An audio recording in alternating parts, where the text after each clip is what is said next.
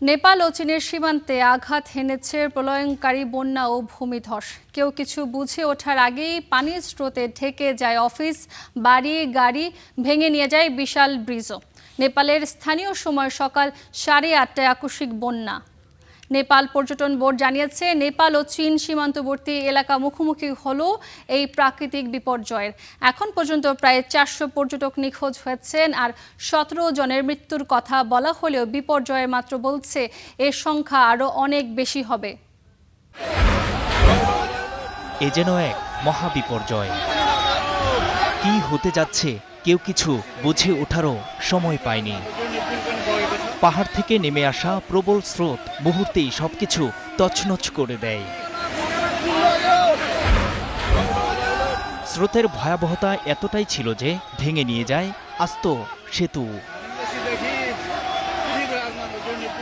নেপাল ও চীনের সীমান্তবর্তী এলাকায় এমনই আচমকা ভয়াবহ বন্যায় প্রাণহানি বেড়েই চলেছে।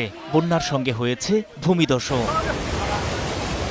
এশিয়ার অন্যতম পর্যটন গন্তব্য নেপালের যে এলাকাটিতে বন্যা ও ভূমিধস আঘাত হানে, সেখানে ছিলেন নেপাল, ভারত, যুক্তরাজ্য, দক্ষিণ আফ্রিকা, অস্ট্রেলিয়া ও নেদারল্যান্ডসের নাগরিকরা। এর বাইরে আরও অনেক দেশের নাগরিক ছিলেন বলে জানিয়েছে নেপালের পর্যটন বোর্ড। বোর্ডের তথ্যানুযায়ী দেশি বিদেশি মিলিয়ে নিখোঁজ অন্তত 400 পর্যটক ও ভ্রমণকারী। অনেক নিখোঁজ ব্যক্তির জাতীয়তা এখনও নিশ্চিত করা যায়নি।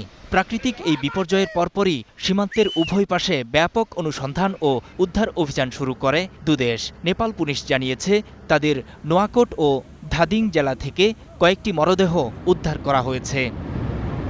নেপাল সরকার জানিয়েছে, থানা, শুল্ক দপ্তর ও অনেক গাড়ি, বাড়ি ও স্থাপনা ভেসে গেছে।